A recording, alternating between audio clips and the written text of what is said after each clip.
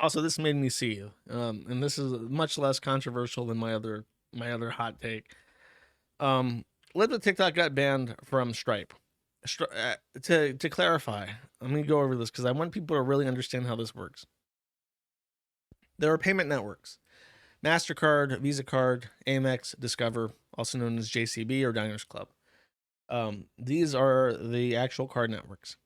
And to deliberately obfuscate who is making decisions, when and where and why, there's what's called a stratification. You have payment networks, you have payment gateways. Payment gateways actually connect to the different networks and exchange money between them. And then you have payment processors. Payment processors are an API that instruct the gateway on what to do to the payment networks. And there's usually three different companies. Stripe is actually both a gateway and a processor, so they just have a direct relationship with the card processors and the merchants. Stripe is very, very easy to use, so it's very, very popular. Almost everything uses Stripe, and they skim 3% of every charge in the US, basically. So MasterCard, Visa Card take a cut of like 1 to 3%, and then Stripe takes another 3% or more. So basically, every time you swipe a credit card or type in a credit card number in real life or on the internet, you're losing about 5 to 10% of your money, depending on the exact configuration going on, to bankers. And not just bankers, but some of the most evil companies that have ever existed in the history of mankind. Some of the most powerful, influential, and genuinely insidious creatures that have ever walked this earth. Chaya Raichik found herself debanked by Stripe, and after trying to handle that privately for 30 days, she then went to TikTok or to Twitter, complained about it. Tim Pool got her back, blasted it, and then lo and behold, the CEO of Stripe himself, Patrick Collinson, comes out and says, the issue was unrelated to Libs of TikTok's views. Stripe stands strongly for freedom of speech. We received a complaint from card networks about how their charge descriptors were causing customer confusion. We passed that along. They fixed the issue, and now they're good to go again. This is a lie. Chaya clarifies that she had talked to them for 3 weeks to try and figure out what the is wrong.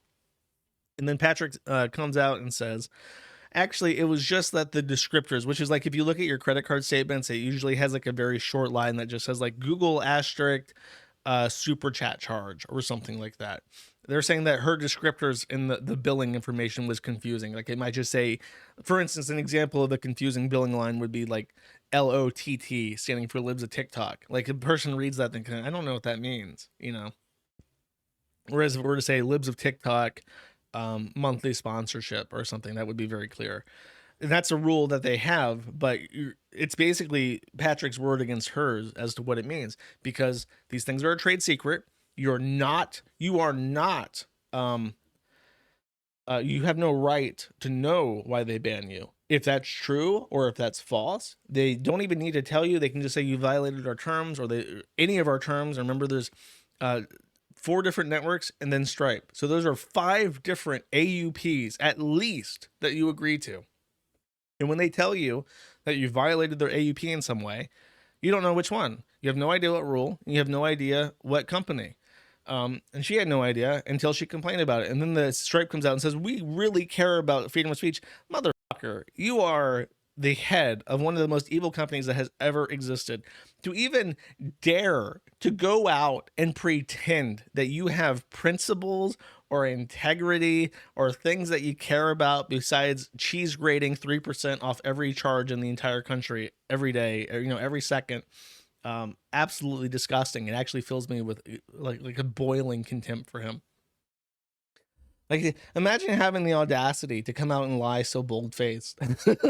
can you even imagine just like lying? This would be the equivalent of if, for whatever reason, you were suddenly in charge of a press conference and you had to walk out there and your script says the sky is green and the bad thing happened because it was raining lava, and you have to like go out there and say that. And then people are going to like, well, that's obviously bullshit. You're obviously just full of shit. And then you just have to say, no, that's true. What I just said is the truth. Then you have to walk away. And you might think that's ridiculous. Nobody would have the audacity to do this unless you're being paid millions of dollars a year to be a soulless puppet for the most evil banks that have ever existed in human history.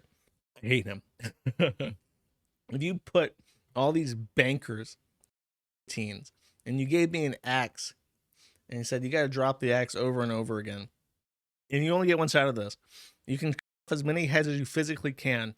You know, I'm not in shape, but I would be out there with that axe, and I would be sweaty and out of breath. And I would find the way. My arms would hurt. It would shoot battery acid through my veins, but I would find a way to keep going till every banker was legally decapitated after due process. If it fell on me, chat, I hate them. I hope that when this is over and the regime has changed and the empire has fallen, that there is a day where bankers are out in the courtyards of their big ass office buildings, burning their employment records. In my head, I see it clear as day. I see Patrick Collison with binders of their risk assessment team and all the people who work for them, and he's burning them like it's the Battle of Berlin, and he's like just trying to destroy as many records and as many names that have worked for him in his life. I hate them so much. You can't even imagine it. And the thing is that nobody cares.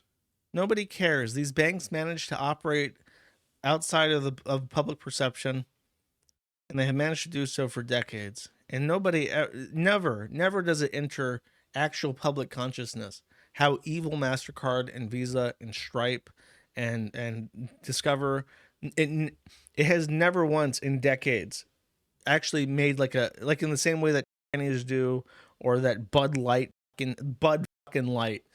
sponsors a tranny, like one gives them one can of with his face on it, and that's international news. They lose out billions of dollars. It has never, and probably never will.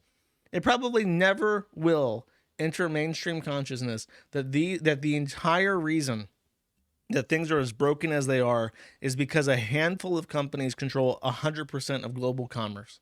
It'll never enter public consciousness. And you see that when it does threaten to enter public consciousness, the CEO himself like gets in there and diffuses things. And even in this, like, okay, 1,000 likes for Tim Pool, 1,000 for him, 2,000 for Libs TikTok. But when I make fun of Keffels, it gets like 5,000. But when the CEO of Stripe has to personally lie about his motivations and censoring companies and shit, nobody cares.